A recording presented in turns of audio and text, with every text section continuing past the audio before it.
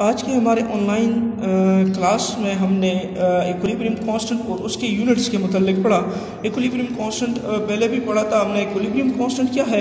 Equilibrium constant जो है ये रेशियो है। किस चीज़ के रेशियो है? It is ratio of the product of the concentration of the products की कंसंट्रेशन की जो है ये रेशियो है to the products of the concentration of the reacting substances और प्रोडक्ट्स के कंसंट्रेशन के दरमियान जो है ये रेशियो है जब केमिकल रिएक्शन जो है वो किस चीज़ पे हो? एट इक्विलिब्रियम स्टेट पर हो। अब केसी वैल्यू, इसकी जो numerical value KC value for a particular reaction, इसको हम एक्सपेरिमेंटली हासिल कर सकते हैं। मुख्तलिफ केमिस्ट ने ये एग्जामिन किया है कि इक्विलिब्रियम मिक्सचर जो है वो हम मालूम कर सकते हैं। किस चीज़ से मालूम कर सकते हैं? जब हमें रिएक्टेंट्स और प्रोडक्ट्स दोनों की मोलर कंसंट्रेशन जो है वो मालूम हो। जब हमें केमिकल इक्वेशन में एक रिवर्सिबल रिएक्शन है उसमें हमें बैलेंस्ड केमिकल इक्वेशन में दोनों रिएक्टेंट्स और प्रोडक्ट्स दोनों के लिए जो है हमें कंसंट्रेशन मालूम हो, तो उस केस में हम क्या करते हैं कि उसके लिए इक्विलिब्रियम कांस्टेंट एक्सप्रेशन Kc लिखते हैं। जब भी हम Kc लिखते हैं यानी इक्विलिब्रियम कांस्टेंट एक्सप्रेशन लिखते हैं तो इक्विलिब्रियम कांस्टेंट एक्सप्रेशन में हम जो है प्रोडक्ट्स को नॉमिनेटर के तौर पर लिखते हैं और रिएक्टेंट जो है उसको डिनोमिनेटर्स के तौर पर लिखते हैं। जिस तरह की ये इक्विलिब्रियम है हमारे पास, ये इक्वेशन है हमारे पास, ये जनरल रिवर्सिबल रिएक्शन के लिए ये एक हमारे पास जो है ये क्या है, ये एक इक्वेशन है जिसमें Kc जो है it is equal to the concentration of the products divided by the concentration of the reactants. और उसके बैलेंस करने के लिए जो हमने इस पे कोफिशिएंट इस पर लगा लेते हैं तो कोफिशिएंट जो है ये उसके क्या बन जाते हैं? पावर बन जाते हैं। जिस तरह के इस इक्वेशन में शो किया है कि इसमें C और D और A और B स्मॉल a ये उसके जो है क्या पावर बन जाएंगे। इसमें K जो है ये क्या हमें शो करता है?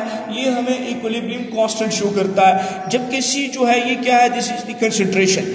जबकि ऊपर के जो नोमिनेटर है ये क्या है? द स्क्वायर ब्रैकेट्स, इसमें जो है ये स्क्वायर ब्रैकेट्स शो करते हैं कंसंट्रेशन, मोलर कंसंट्रेशन है। और मोलर कंसंट्रेशन यानी एक्टिव मास जो क्या है? मोल पर क्यूबिक डेसीमीटर है।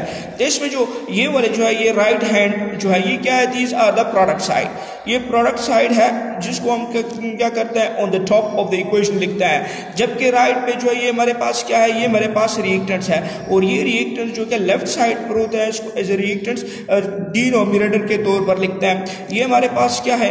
ये हमारे पास ये जो small a small b small d जो है ये एक्सपोनेंट्स, ये क्या है? दीज आर द नंबर्स जो कि हम सब्सटेंसेस रिएक्टेंट्स और प्रोडक्ट्स के इन फ्रंट में लिखते हैं। और जब केमिकल इक्वेशन में Kc के फॉर्म में लिखते हैं तो ये फिर उसके जो है प्रोडक्ट्स और रिएक्टेंट्स के ये वैल्यूज जो है क्या बन जाते हैं? ये उसके पावर बन जाते हैं। इस तरह इसके जो वैल्यूज है यूनिट्स है, यूनिट्स जो है इसके इक्विलिब्रियम कांस्टेंट एक्सप्रेशन के जो है वो मुख्तलिफ है, डिपेंड करता है इक्विलिब्रियम कांस्टेंट एक्सप्रेशन पर। इसमें नंबर फर्स्ट केस हमारे पास ये है कि अगर concentration of reactants and products दोनों जो है हमारे पास इक्वल है तो ऐसे केस में जब रिएक्टेंट्स और प्रोडक्ट्स दोनों की कंसंट्रेशन आपस में बराबर हो तो ऐसे केस में इक्विलिब्रियम कांस्टेंट जो है इसकी कोई भी यूनिट नहीं है। सेकंड केस हमारे पास जो है, सेकंड केस ये है कि अगर हमारे पास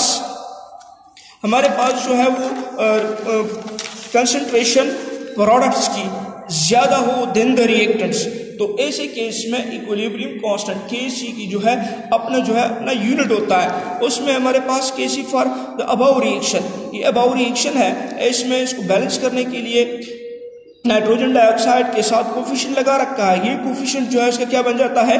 पावर बन जाता है। अब इसकी मोलर कंसंट्रेशन देखते हैं तो मोलर कंसंट्रेशन मोल पर क्यूबिक डेसीमीटर, तो नाइट्रोजन डाइऑक्साइड जो है पावर 2 है तो इसको हम क्या कर लेते हैं? मोल पर cubic decimetre divided by reactant जो है सिर्फ 1 मोल है तो उसकी जो है मोल पर क्यूबिक डेसीमीटर दोनों जो है कैंसिल हो जाते हैं। तो ऐसे केस में जब प्रोडक्ट्स की कंसंट्रेशन रिएक्टेंट से ज्यादा हो तो ऐसे केस में Kc की का जो यूनिट है वो हमारे पास आ जाएगा मोल पर क्यूबिक डेसीमीटर।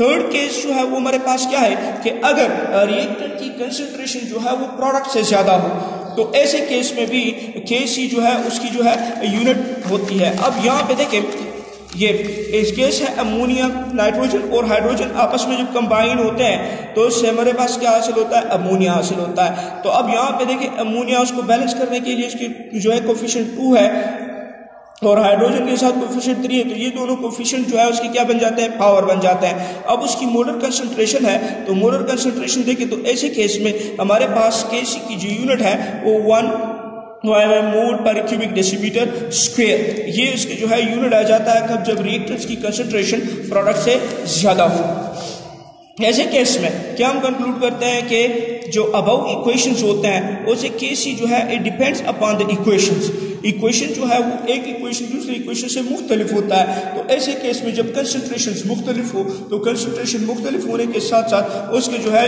यूनिट भी आ जाता है।